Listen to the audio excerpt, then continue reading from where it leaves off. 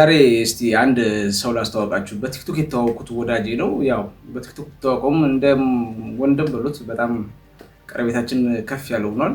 በእግር ኳሱ እጅግ በጣም ጥሩ እውቀት ካላቸው ልምዱ በጣም አለው። ወደ ሚዲያ አልወጣም እንጂ በነ መንሱር አላዛር ደረጃ ማስቀምጠው ነው። ስዬ ነው ስሙ፣ ግን አንድሬትድ ነው በቲክቶክ ስሙ። በጣም በጣም ወዶ ሰው ነው እና ሰሞኑን ያው አርቴታ ምናምን እያልን ሀሳብ ስናነሳ ብዙ ሰዎች እንደውም አርቴታ እንዲለቅ የሚፈልግ ደጋፊ የለም ዝም ብለህ አታውራ ማለት ነበርና እሱ አርቴታ ይበቃዋል ከሚሉ ሰዎች ውስጥ ነው እና ያለው።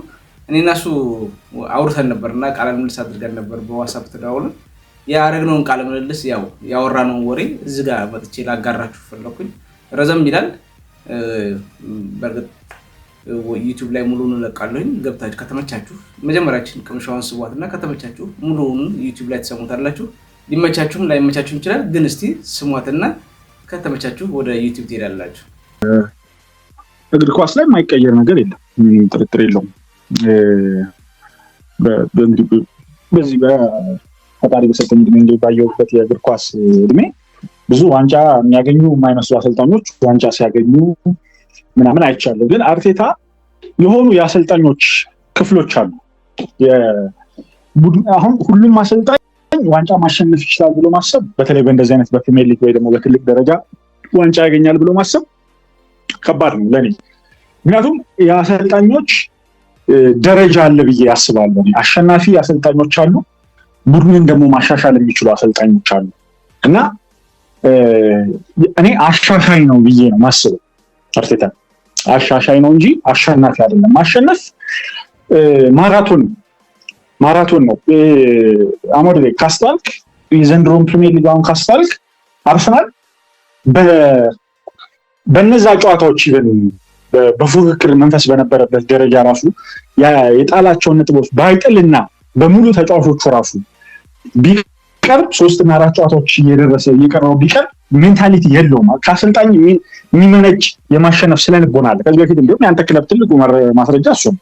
ሰር አሌክስ ፈርጉሰን እኮ በተጫዋቾች ጥራት እኮ አልነበረም ሲያሸንፍ የነበረው አት ሰም ፖይንት በፕሪሚየር ሊግ ኤራ።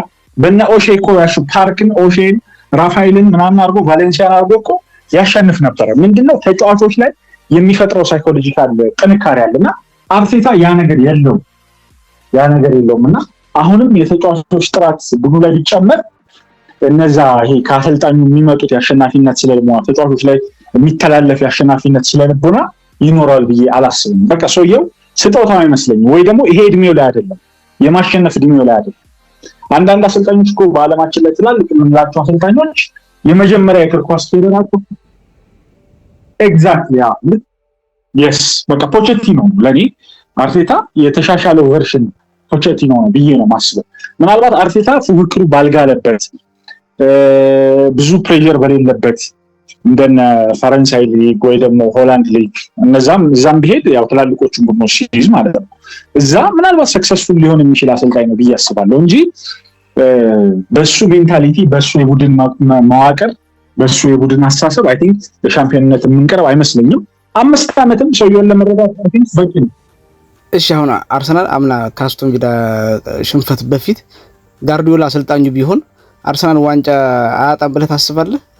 አሁን በአርቴታ ብቃት ማነስ ችግር ሳይሆን ስኳድ ጥበት ምናምን ነው ብዬ ነው አርሰናል ዋንጫ ያጣበት ምክንያት እና አንተ አሁን ጋርዲዮላ ቢሆን አርሰናል ዋንጫ ላይ ያነሳ ይችላል ብለህ ታስባለህ? አስባለሁ። በሲዝኑ አሞደር በፕሪሚየር ሊግ ብዙ አይነት ፋክተሮች ተደማምረው ነው ዋንጫ የሚሰጡ። በሆነ ወቅት ላይ የተጫዋቾች ጥራት ማተር የሚያደርግባቸው ታይሚንጎች አሉ። የተጫዋቾች ጥራት እጅግ በጣም ልዩነት የሚፈጥሩበት ታይሚንጎች አሉ። የተጫዋች ጥራት ግን 38ቱም ጨዋታ ላይ ልዩነት አይፈጥርም። የአሰልጣኞች የአሸናፊነት ስለልቦና የሚላል ተጫዋቾቹ ላይ የሚጋባ የአሸናፊነት ስለልቦና እሱ ደግሞ የሆነ የሲዝኑን ክፍል ደግሞ በሱ ታልፈዋል። ጥሩም ሳትሆን ማሸነፍ፣ ተጫዋች ጉዳት ሲኖርብን ማሸነፍ፣ ተበልጠህ ማሸነፍ የሚባሉ ነገሮች፣ ወሳኝ ነጥቦችን ሰው ሜዳ ሄደ መሰብሰብ ምናምን የሚባሉ ነገሮች አሉ። ከሽንፈት በኋላ ማገገም ምናምን አርሰናል እኮ ነጥብ የጣላቸው እኮ ጨዋታዎች ከአርሰናል በጥራት ደረጃ በጣም ባነሱ ቡድኖች ናቸው። ፕሬሸር ባይኖርብን የምናሸነፋቸው ቡድኖችን እኮ ስንጥል የነበረውና ክለቡ ካስማግኘት የሚገባውን ያ የስነ ልቦናዊ ከፍታ አላገኘም እስካሁን እና በዛ ምክንያት ዋንጫ እያጣ ነው ብዬ ነው ማስበው። አይ ቲንክ ኔክስት ይርም እኔ እንደምታውቀው ሞዴል አርሰናል ምንም ሊግቱም ቢወርድ ደግፈዋለሁ፣ ታችም ቢወርድ ደግፈዋለሁ። ግን በልበ ሙሉነት አይደለም ይሄን አርሰናል እንደ ኮዲ ማርታ የሆነብኝ እንጂ ዋንጫ እንበላለን ብዬ አላስብም። ኦፍ ኮርስ እና አሁን ዮኬሬስ መምጣቱ ወይ ደግሞ ዙቢሜንዲ መምጣቱ ወይ ደግሞ ሌላ ጥራት ያላቸው ተጫዋቾች ቢጨመሩ የሆነ ቫልዩ አድ ያደርጋሉ። ግን በአሸናፊነት ስለልቦና ከአሰልጣኙ የምናገኘው አሸናፊነት ስለልቦና ግን ስለሌለ የምናሳካው አይመስለኝም ባይነና ሞዴል። እሺ አርቴታ ለቆ ለአርሰናል ዋንጫ መስጠት የሚችል አሁን ስራ ላይ ያለ አሰልጣኝ ማንን እስቲ አሁን እንደው ተጠቁማለህ? ስራ ላይ ያለ ሲሞኔ ኢንዛጊ አንደኛው። ሰውየው ምን አይነት ሰው ነው መሰለህ? ሰውየው ቦል ፖዚሽን መሰረት ያደረገ እግር ኳስ የሚጫወተው ፖዚሽን ፉትቦል የሚወድ አይነት ሰው ነው። እንግዲህ በድግግሞች ስላየው ነው ኢንተርን ጨዋታ እና ብዙ ታክቲካዊ ደግሞ አማራጮች አሉት። ባለብዙ የታክቲክ ባለቤት ነው። ባይ ዘ ዌይ ሲሞኔ ኢንዛጊ አንዳንድ የሚያደርጋቸው ነገሮች እንዲሁም የሆነ ጨዋታ ላይ ታይና ሌላ ጨዋታ ላይ ራሱ አታየው። ታክቲካሊ በጣም ምጡቅ ነው። ያው ጣሊያናዊ ማለት ጣሊያኖች ታክቲክ ባለቤቶች ናቸውና ከአርሰናል ቴምፖ ከእንግሊዝ ቴምፖ ጋር አይ ቲንክ ራሱን መቀየጥ የሚችል አሰልጣኝ ነው ብዬ አስባለሁ። ሌላ አሉ መመኛቸው ነው ፓላዲኖ። አሁን ሌላ ጣሊያን ውስጥ ያለ አሰልጣኝ አለ ፓላዲኖ። በስፔንም አንዳንድ አሰልጣኞች አሉ። አሁን ኢራውላም ምን መጥቶ አዲስ ፕሮጀክት ቢጀምር ደስ ይለኛል። ሌላ ደግሞ አሁን ከአሰልጣኝነት ስራ ላይ የለም እንጂ ወደ አሰልጣኝነት ቢመለስ ብዬ ማስበው ዮአኪም ሎው የቀድሞ የጀርመን ብሔራዊ ቡድን አሰልጣኛቸው ማለት ነው። እሱ በቃ ለአሸናፊ ቡድን መገንባት የሚችል ከፍተኛ የስነ ልቦና መዋቅር ያለው ሰው ነው ብዬ አስባለሁና አዲስ ሰው መጥቶ ትልቅ ሰው አዲስ ሰው መጥቶ አዲስ ፕሮጀክት ቢጀምር። ሌላ አሌግሪም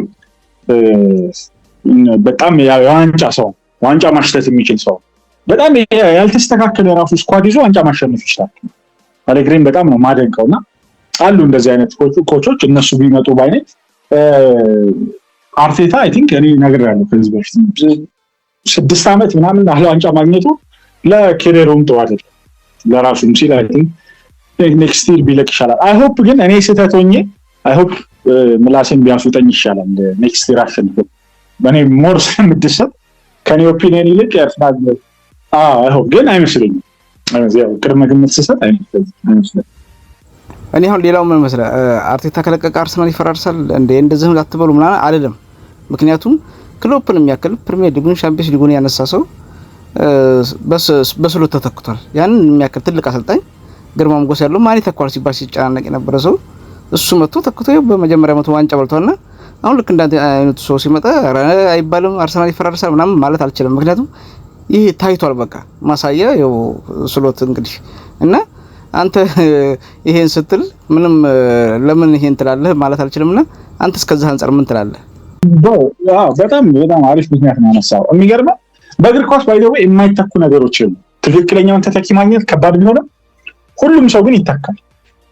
በተለይ በአሰልጣኝነት በሚባለው መንበር ሁሉም አሰልጣኝ የማይተኩ አሰልጣኞች አሉ ብዬ አላስብም። የራሳቸውን ቅርጽ ይዘው መጥተው ያስረሱሃል። አሁን ሃንሲ ፍሊክ እኮ እንደ የባርሴሎናን ዘይቤ ከራሱ የጀርመን ፊሎሶፊ ዘይቤ ጋር ቀላቅሎ ነው የሚጫወተው። በጌም ፕሬሲንግ ጨምሮበታል የባርሴሎና ፊሎሶፊ። አሁን ሰዎች በቃ ከዛ በፊት የነበሩትን ፈላልግ አሰልጣኞች ረስተውታል። አሁን ፍሊክ ማለት ተጀምሯል ባርሴሎና ቤት ገብቷል። በተመሳሳይ ሌሎችም ክለቦች ምሳሌ መስጠት ይቻላል። የሆነ አሰልጣኝ ይመጣል አሸንፎልህ ሄዳል። ከዛ ደግሞ በሌላ አሸናፊ ሰው ተተካዋለህ። አርቴታ እኮ እንደዚህ አይነት ፕሬዠር አይሰማውም። ክለቡ ምን አሸንፎለት ነው በዛ ደረጃ አይተካም ምናምን። በሽግግር ወቅት የነበረውን አርሰናል ማሻሻሉ ኦፍ ኮርስ አሻሽሎታል። ትልቅ ነገር ለሱ ክሬዲት እንሰጣለን። ግን ማሻሻል በእንደና አርሰናል አይነት 1 ቢሊዮን እንደ የፕሪሚየር ሊግ እኮ በጣም ሃይስት እኮ ተከፋይ ነው ብራዘር። ደሞዙ እኮ የትየለለ እኮ ነው የሰውዬ ገብቷል። የሆነ ነገር እኮ ቴብሉ ላይ ሊያቀርብ እኮ ይገባል። ይዘኛ መሰሉ እና የማይተካ ነገር የለም። ደግሞ እንደዚህ ምኑ ሻምፒዮንስ ሊግ ነው የሚናፍቀን ወይስ ምኑ ነው? ኦፍ ኮርስ ቡድናችንን የሆነ ደረጃ አድርሷል። እዛ ደረጃ ላይ ማድረሱ እንደ ሰክሰስ እንቁጠረለትና በሌላ ባሸናፊ ሰው እንተካዋል። እመነኝ በአመት ብናሸን እሱን አርቴታን አሰናብተን አሰልጣኝ ቀጥረን ልክ እንደ ስሎት በመጣበት አመት የሆነ አሰልጣኝ ቢያሸንፍ ከአንዳንድ ነው እንትን የምንለው ከአንዳንድ ነው። እግር ኳስ እንደዛ ነው። ውለታ ቢስ ስፖርት ነው። ብዙዎች አርቴታ ኢንቨስተር ጎልታል ምናምን ይላሉ። አንተ እንደውም ከዚህ በፊት አንስተህልኛልና እኔ ያው ብዙ አውጥቷል ብዬ አላምንም። ምክንያቱም እንደነ ጋርዲዮላ ከሁለት ዓመት በፊት ፕሪሚየር ሊግ ያነሳ እነ ኬዲቪ ምን ያሉበት ኮከብ ተጫዋቾች የነበሩበት ቡድን ነበር የነበረው። ከዛ ላይ የጨመረው ያ ሁላ ብር ያወጣው ለዲኮር ነው በቃ። ይሄ ግን ቡድን የሰራበት ያ ሁላ ብር ቢያወጣም እኔ ከሀቨርትና ከዴክላን ራይስ ነው የምጀምርለት እንጂ ሌላው ሙሉ ቡድን ለመስራት ነው ያወጣው ብዬ ነው የማስበው አርቴታ። አንተ በዚህ በኩል ምን ትላለህ? ለአንድ ቢሊዮን እኮ 200 ነው እኮ ይዞ ማስበው።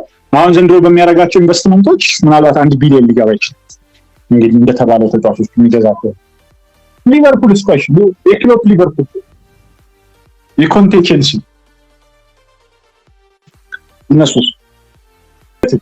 ክሎፕ ያወጣው ኢንቨስትመንት አለ፣ አርቴታ ያወጣው ኢንቨስትመንት አለ ማለት። ክሎፕ እኮ ልክ እንደ ጋርዲዮላ ቢሊዮን የወጣበት ግሩፕ ላይ ነው መጥቶ ሌላ ቢሊዮን የጨመረው። እሱን አንደርስታንድ አደርጋለሁ። ግን ክሎፕ የቅርብ ጊዜ ምሳሌ የርገን ክሎፕ ነው።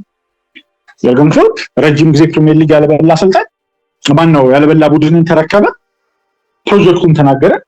በዚህ ጊዜ የተሰጣችሁ ብሎ እዚህ ጋር ላቋርጥህ ለመስለህ ኳሊቲያቸውም ልዩነት ነበረው። ክሎፕ እኮ እጅግ በጣም ልምድ ነበረው። በቡንደስሊጋው ሲሰራ ነበር ታውቃለህ። ሲጫወት ዶርትመንድን ይዞ በባየር ሙኒክ ሲጋፈጥ በቻምፒየንስ ሊጉ ለፍጻሜ የቀረበው እንደውም ቡንደስሊጋውን በልቷል። ይሄንኛው እኮ ከምክትልነት ነው የመጣው እና ልዩነት ነበራቸው በመሃል። ስካውቲንጉም የሊቨርፑል እጅግ በጣም ነበር። በትንሽ ብር ቢያመጣም ተጫዋቾች ውጤታማ ዋንጫ ማንጨት እነ ማኒን በጣም ዋንጫ መስጠት የሚችሉ ልጆች ነበሩ እና ቫንዳይክ ነው የተጋነነ ዋጋ የነበረው። አርሰናል ቤት እኮ ዝውውር ተፈጽሞ እንኳን ፌል ያደረጉ ተጫዋቾች አሉ። ይሄ በስካውቲንግም ነበር እንደ ቡድን ሙሉ ስታፉን ነው እንጂ ይሄንኛው ልምድ የለውም። ከጋርዲዮላ ምክትል መጥቶ እና ይሄም ትልቅ ተጽዕኖ ፈጥሯል ብዬ አስባለሁ በመሃላቸው።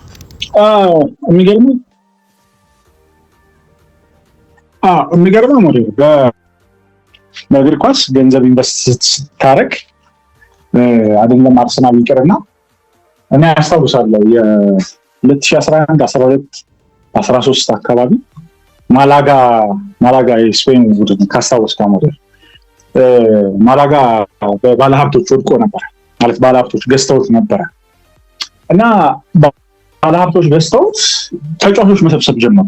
እነ ቫን ኒስተልሮይን ገዙ፣ ካዞላን ገዙ፣ ኢስኮን ገዙ። ማስታወሰው ኢስኮ ሪያል ማድሪድ የነበረ አሁን ቤቲስ ያለው ነፍ ተጫዋቾች ገዙ። ተከላካይ መስመር ላይ ምናምን ብቻ ጥራት ያላቸው ነው እና ፔሌግሪኒም ኮች አደረጉት እና ፔሌግሪኒ ምን አለ የሁሉ ኢንቨስትመንት ወጥቶ ክለቡ የሆነ ነገር ይጠብቃል። እንዲሁ በእግር ኳስ ዝም ብሎ የሚጣል ገንዘብ የለም። የሆነ ነገር ኢንቨስት ካረክ ሰምቲንግ ትጠብቃለህ። ከዛ እንደዛ ብላቸው ሻምፒየንስ ሊግ ማለት ቻሉ። ሻምፒየንስ ሊግ አለፈው። እንደውም ሻምፒየንስ ሊግ በግፍ ነው የወደቁት። ከዛ በኋላ በየርገን ክሎፕ ኦፍሳይድ የሆነ ኳስ ባለቀ ሰዓት ገብቶባቸው የወደቁት እንጂ ኦልሞስት አልፈው ነበር እሱም እና ክለብ እና የዛኔ እኔ ፔሌግሪኒ ምሳሌ ያነሳውልህ ብዙ ገንዘብ ነበር ኢንቨስት ያደረጉት በአንዴ ኦልሞስት ዜሮ የነበረ ቡድን ነው። በአንዴ ግን ተጫዋቾችን ሰብስበው እስከ ማለት ደረሱ። እንግዲህ አስበው በማላጋ ስታንዳርድ ሻምፒየንስ ሊግ አሁን ሴጉንዳ ነው ያለው ማላጋ ያ የሀብት ስርዓት ውስጥ ወጥቷል። አሁን ሴጉንዳ ናቸው። ግን በወቅቱ ገንዘብ ስላወጥ ኢንቨስት ስላደረጉ የሆነ ነገር ጠብቀው ነበር። አትሊስት የሚችሉትን ነገር አቺቭ አድርገው። በእግር ኳስ ኢንቨስት ስታደርግ የሚጠበቅብህ ነገር አለ። እንደ አርሰናል አይነት ቡድን ውስጥ ደግሞ 800 ሚሊዮን ምናምን ስታወጣ የሚጠበቅብህ ነገር አለ። ከዜሮ ጀመርክ ከሊያን ነበር እንደዚህ አይነት እንትን ማማካኛዎች አይሰጥም። ገንዘብ ሲሪየስ ነገር ነው። አሞዴ ባይደው ገንዘብ በጣም ቬሪ ሲሪየስ ነገር ነው። በእግር ኳስ ሰጥቶ መቀበል የሚባለው ነገር እግር ኳስ ላይ ነው የሚሰራው። ገብቷል? እና ያን ሁሉ ገንዘብ በሱ ስር ሲያልፍ ኦኬ በቃ ፌል ያደረገ ምናምን ብለህ የምታልፈው ነው። ሪስፖንሲብል ነው ለዛ ገንዘብ። ዋንጫ ይጠበቅበት ነበር። እነዛ ሁሉ ገንዘብ እነዛ ሁሉ ተጫዋቾች የጎረፉለት የሆነ ነገር ጠብቀው ነበር የክለቡ ኃላፊዎች ማለት ነው። እና ያን ማሳካት አልቻለም። ፌሌር ነው በቃ በዛ ሊወቀስ ይገባል እንጂ ከዜሮ ጀመረ ከምን እንደዛ የሚባል የእግር ኳስ ስርዓት ነው። እግር ኳስ በእንደዚህ አይነት ስርዓት የሆነ ገንዘብ ኢንቨስት ካደረግ ትልቅ ኢንቨስትመንት ትልቅ ትሮፊ ይፈልጋል እንጂ ኮንሲደሬት አይደረግልህም። እንደሱ ስላደረግ እግር ኳስ ላይ እንደዚህ አይነት ካልቸር የለም። ወቅቷል ሲጀምር እሱ የተረከበውን ቡድን እውነት ለመናገር ጥሩ ያልሆነ ቡድን የተረከበው ያ የኡናይ ኤምሬ ቡድን መጥፎ የሚባል ነበረ። ግን ጥራት ያላቸውም ተጫዋቾች ነበሩት መረሳት የሌለበት። ኢፕስዊችን አልነበረም የተረከበው፣ አፍተር አርሰናልን ነበር የተረከበው።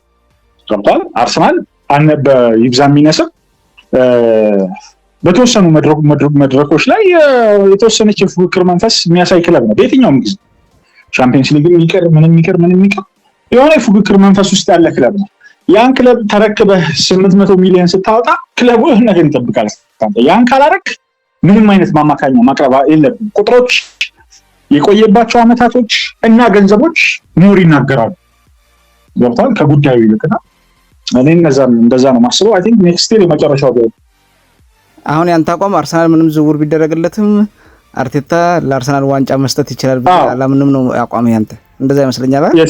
እና በቃ እጅግ በጣም አመሰግናለሁ ለነበረን ቃለ ምልልስ። ቴንክ ዩ እውነት በጣም አመሰግናለሁ። ኦኬ ያው እንደሰማችሁት ነው። ሊመቻችሁ ይችላል፣ ላይመቻችሁ ይችላል። ያው የእናንተ ሀሳብ ደግሞ የተለየ ነው። ግን እንደው ገብታችሁ ሙሉ ሰብታችሁ ሀሳባችሁን ብታጋሩ ደስ ይላል። ያው ብዙ ጊዜ ውይይት ማድረግ ጥሩ ሆነ። በቲክቶክ ጓደኞች ጋር አወራለሁ እና እናንተም ታወራላችሁ ብዬ አስባለሁ። ክለባችን ቢለያይም ፉትቦል ስለሆነ እኔ እንደምታውቁት ደግሞ የአርቴታ ወዳጅ ነኝ እና እኔ የተሰማኝን እሱ የተሰማውን አውርቷል። እስቲ እናንተ ደግሞ የተሰማችሁን ቪዲዮን ሰምታችሁ በዛም ሰብስክራይብ፣ ላይክ፣ ሼርም እያደረጋችሁ ሌሎች ሰብስክራይብ ያደርጉ በሀሳቡም እንዲወያዩ ጋብዟቸው። እጅግ በጣም አመሰግናለሁ ሁላችሁንም። ቴንክ ዩ